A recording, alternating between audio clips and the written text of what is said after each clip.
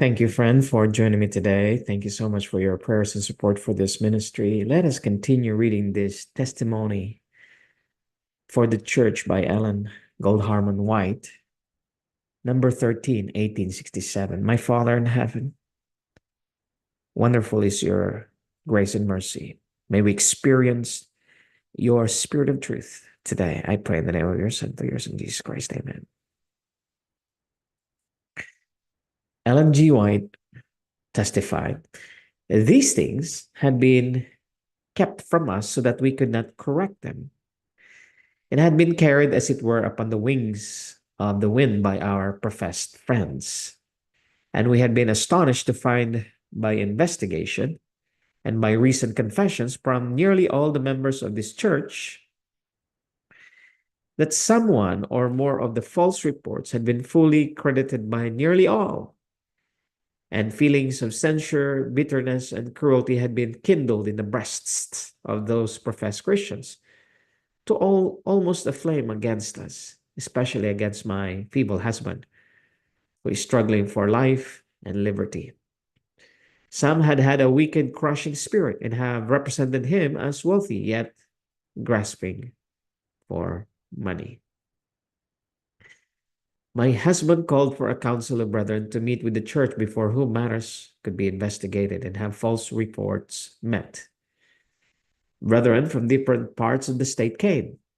My husband has fearlessly called on all to bring what they could against him, that he might meet it openly, and thus put an end to this private slander. He fully confessed his wrongs, which he had before confessed in the review in public meeting, into individuals, and explained many matters upon which false and foolish charges were based, which convinced all of the falsity of the charges.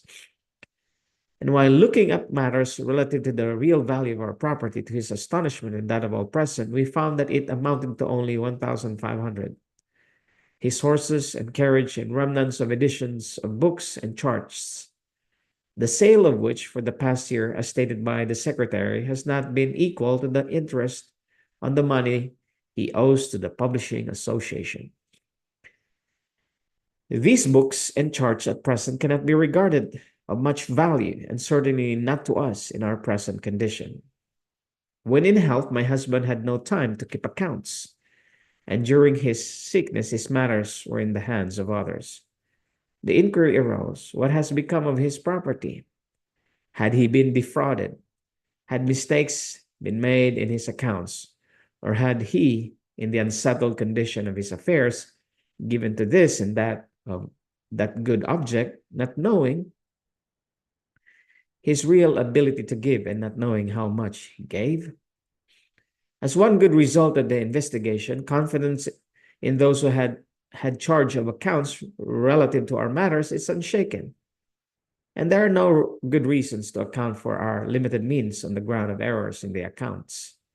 Therefore, in looking over his business matters for 10 years, and his liberal manner of handing out means to help the cause in all its branches, the best and most charitable conclusion is that our property has been used in the cause of present truth. My husband has kept no accounts, and what he has given can be traced only from memory. And what has been receipted in the review.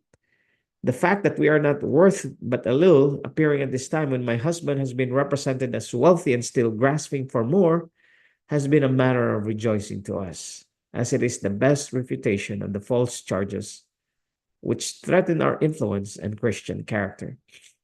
Our property may go, and will still rejoice in God, if it be used to the advancement of his cause.